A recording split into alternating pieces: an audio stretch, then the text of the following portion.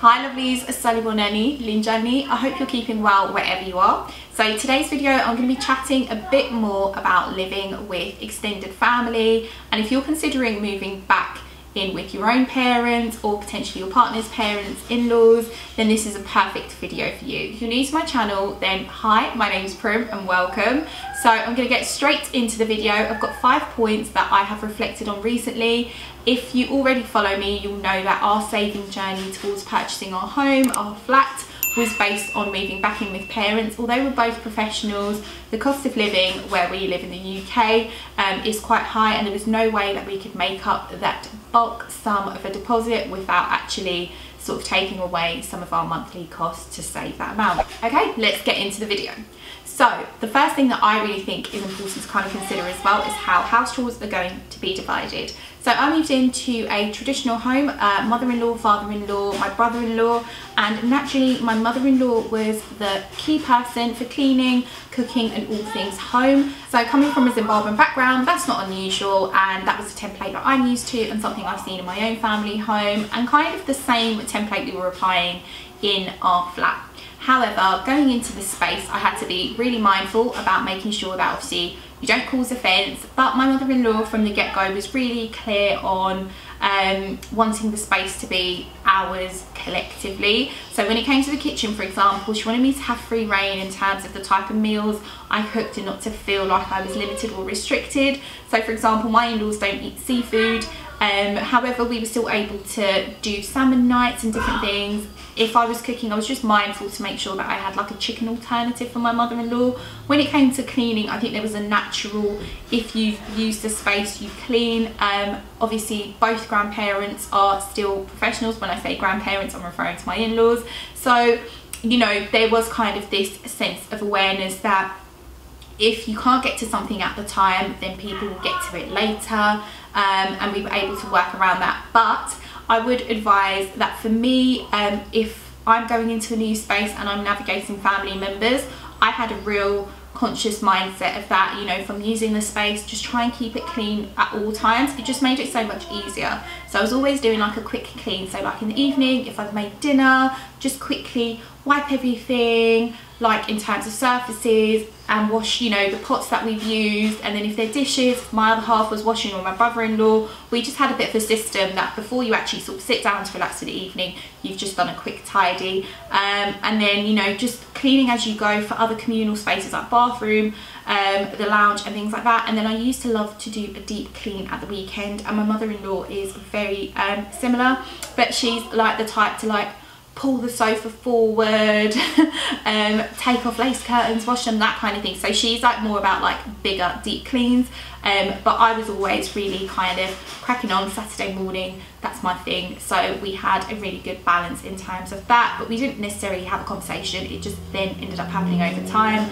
But in the first instance, I always made sure that I essentially cleared up after I used a shared space. So another thing that I think is really important to consider, especially if you're going back in our position as Afro-Brit millennials, which is what I like to call ourselves, we're in a position where our parents are still people that we answer to in a sense of culture and respect. So now that I've gone into a space where I am also a parent and I have a child, discipline was a very interesting thing to navigate. We didn't really think about it in advance, and I didn't really have any conversations with my in-laws about what my choices were and what they weren't. Culturally for us actually, I went to learn, or as time developed, I learned that it wasn't seen very well. So for example, if I would discipline my child in front of my in-laws, like sometimes depending on how you discipline your child, you know, that could actually be really difficult for them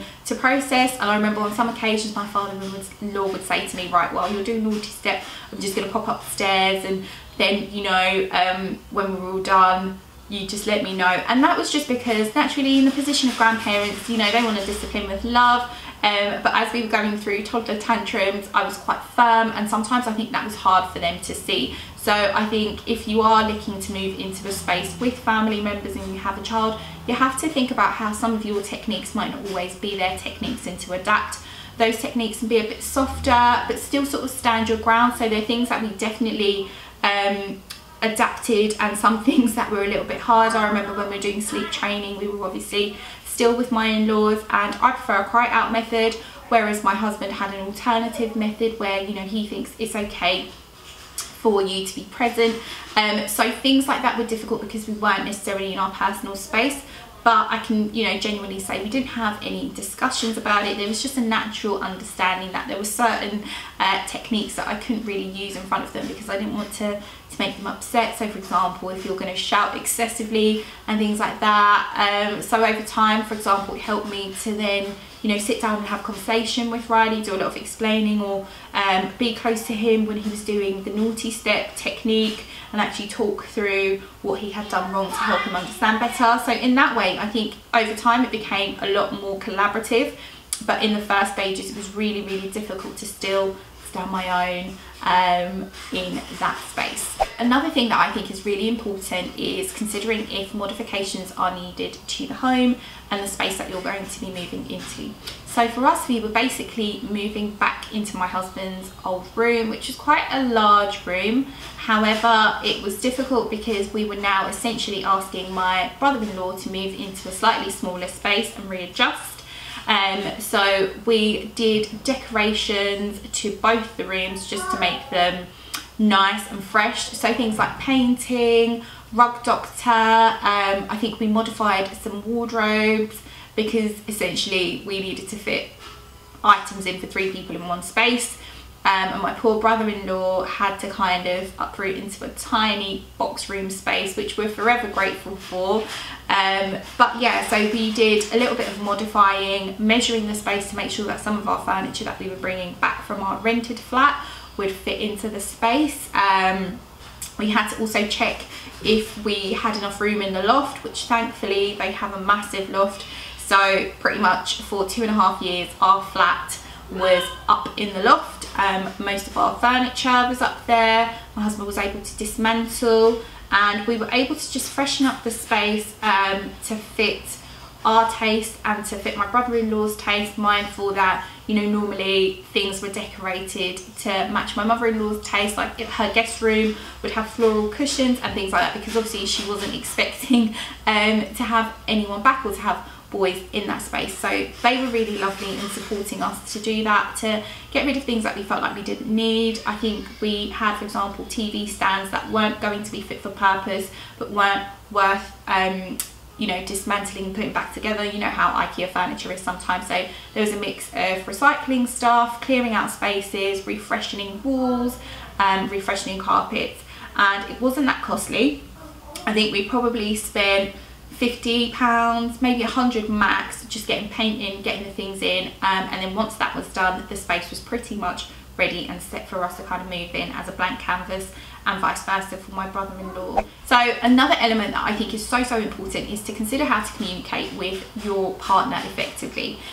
Going into a new space, there are naturally going to be differences in views with some things. For some people it's bigger things, and for some people it's not so much. Thankfully for me, I had an all-round positive experience and a good time with the family and being part of the family.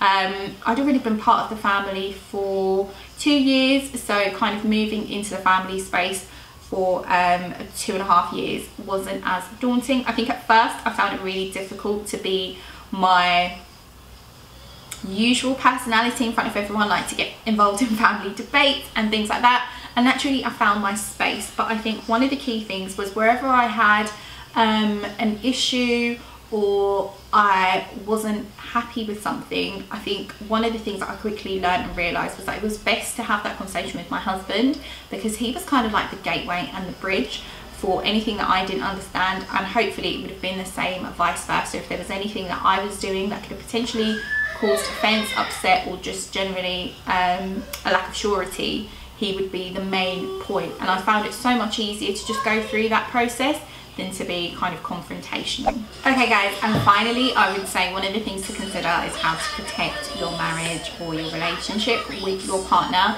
I think it's really important to be a team in everything and to try your best to support each other through the transition, to show a united front in that space. I think you have to remember that as much as there'll be positives in the experience. There'll be some challenges. Personal space is something that everybody needs, and you just have to remember that also the family members you're living with, you know, they're kind of walking on eggshells at certain points as well. So just to be mindful and to do your best to stay in a positive state and focus on the reason you're at home, focus on your targets, and just continue to try your best to be as positive as possible through everything. So I hope this video is kind of helpful if you are thinking about potentially moving in with family members. Some of the bits that you might need to consider, I think most of the key factors that drive people a lot of the time are financial, but you have to think about the psychological side and your emotional side, being able to deal with some of the things that come with, you know, living with family members, the limited personal space, some of the taking tasks that you might have to do, and just lots of different dynamics, and whether you're feeling focused enough to kind of push through those things. So for me, generally, I had really good positive experience and an outcome from it. I was able to go home, get the support that we needed to achieve what we wanted to achieve, and we will be eternally grateful. I know that this is kind of a position of privilege, and not a lot of people have the same opportunity, so I am very grateful, and I'm not blindsided by that. We were kind of living through unique circumstances, but I do want to encourage people that in the world that we're living in at the moment, even if you are a professional, things are just so expensive. The cost of living is just so different. To think that when my parents were in their early 30s, they fully owned a property is just insane to me, because we are literally on what we're considering to be our stepping stone. We're so grateful, but like most people, you have so many big ambitions and you have dreams and hopes, and so, you know, we're on that journey of kind of pushing through and kind of hitting the glass ceiling for what we want. So yeah, I hope this is inspirational if you are considering it, some of the benefits. I'm also going to pop some videos down below about financial tips and how we saved in that journey. I hope you guys have enjoyed it, and if you have, of course, don't forget to put a thumbs up, say you like the video, and most importantly, for those that are watching, I know a lot of you watch and you don't subscribe, and I would really appreciate if you could just hit that red button, keep supporting your girl. Until the next video, guys, take care, bye.